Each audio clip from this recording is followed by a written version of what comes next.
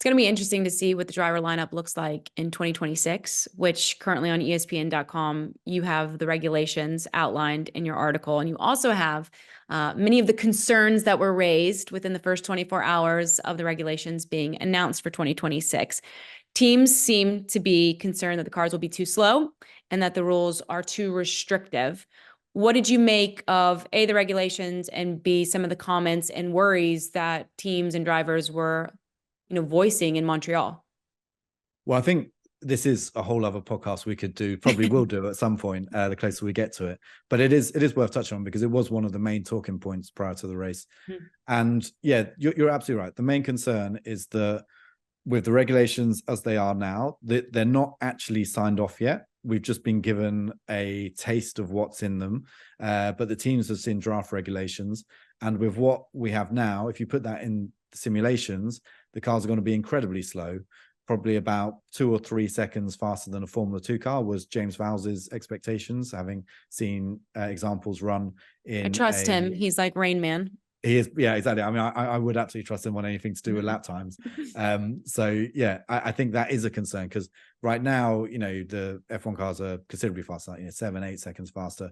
So we're looking at a significant drop in lap time. And then also the way that lap time is generated, well, the cars are much slower through the corners and they're going to be faster on the straights. But the FIA have said, look, we're going to have to be careful about how fast they go on the straights because there's a point where you're running at 250 miles per hour around somewhere like Baku or Jeddah, and it becomes very dangerous. And the FIA have made clear, because that was one of the concerns raised by George Russell immediately afterwards, that no, we're going to keep a cap on speeds. We know how to do that. We can do that by tailoring some of the way the battery uses its power towards the end of straights, and also the active aero, they can put restrictions in there. So, that will have an impact on straight line speeds. But ultimately, it seems like the cars are going to be quite a bit slower. And a lot of this is really because the future engines, the 2026 engines, the challenge Formula One has set the engineers to have an engine that is 50% petrol powered, 50% electric battery powered, is so tough with the technology we have right now that actually you're having to basically turn these cars a little bit into like Frankensteins, with different things opening up to help reduce drag, to ease the limitations of the engines.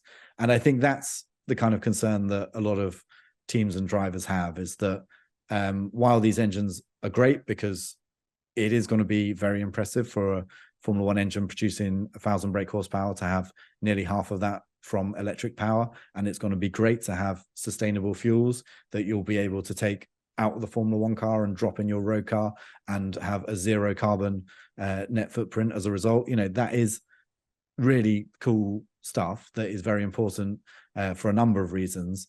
But if it starts to limit what the cars are capable of doing and the type of racing we have, there's this wider question of, well, is this really where Formula One should be going?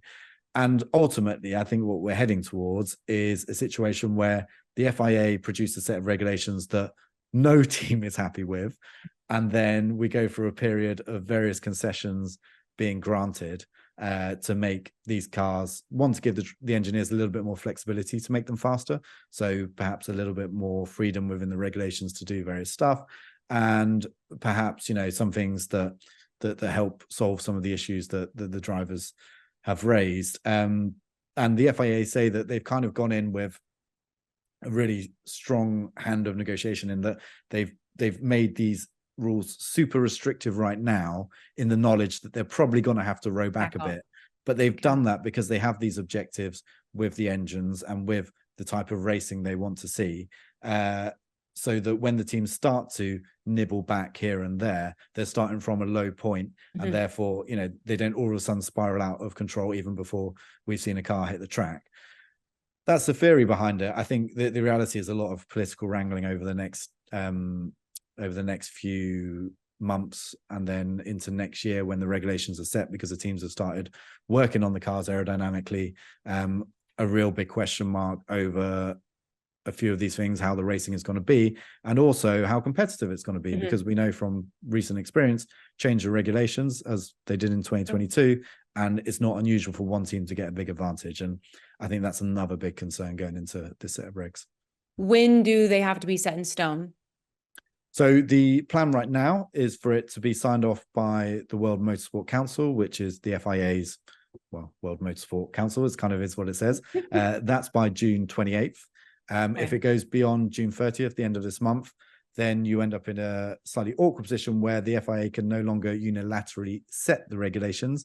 They then have to go into a process whereby everything goes through the F1 Commission, which includes Formula One itself, although Formula One have backed the FIA with all this, and the teams. And so as soon as you start bringing the teams into decisions about future regulations, you hit issues, because funnily enough, these teams have their own agendas, most of which are based around them being competitive at a future date. Therefore, you can quite easily get into silly arguments over stuff that should be settled by the governing body. But the FIA have up until the end of this month, the end of June, to get it set. After that, then you start to get into this slightly tricky and muddy area of allowing the teams some say in the regulations. I think what we will get is a set of regulations that, like I said, no one's happy with by June 28th.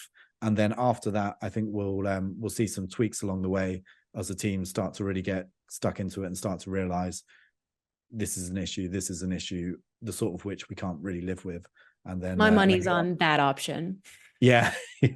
But I mean, the thing is, with F1, with a set of regulations, you're never going to get a situation where everyone's happy. It's just not possible, because there'll always be winners and losers. So when you have a situation where everyone is a little bit upset, it usually means you've reached a good middle ground. But of course, what we don't want is cars that are running out of power halfway down the straight, one of the concerns going forward. And also what we don't want is cars that either can't race or in some way look slightly ridiculous racing because the overtakes are too easy or impossibly hard. I think all of those things with the regulations that are set out at the moment could be genuine concerns going forward. And that's the stuff that the FIA really has to get on top of and iron out.